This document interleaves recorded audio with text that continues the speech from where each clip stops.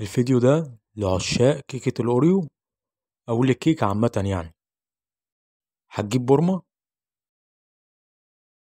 بعد كده هتجيب كيسين بسكوت أوريو، بس للأسف زي ما انتوا عارفين الأوريو مقاطعة، والبديل اللي أنا كنت بجيبه بسكوت البوريو، بس للأسف برضو البوريو بقى مقاطعة هو كمان.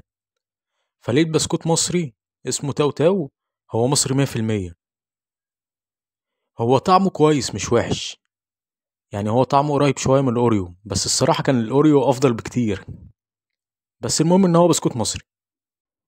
هو الكيس فيه 6 وحدات، سعره عامل 5 جنيه.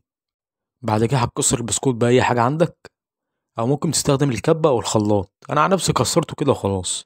وبالنسبة بقى للكيس التاني، هتسيب قطعتين بسكوت تجرنش بيهم. بعد كده هتفضي البسكوت في البورمة،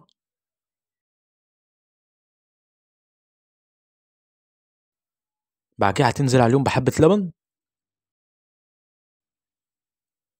ومعلقة ونص دقيق ونص معلقة صغيرة بيكنج باودر، وتفضل تقلب. لو لقيت القوام تقيل انزل بلبن تاني لحد ما القوام يبقى خفيف زي ما انتوا شايفين كده قدامكم. وهتسيب بقى البورمة في الفرن لمدة 10 دقايق.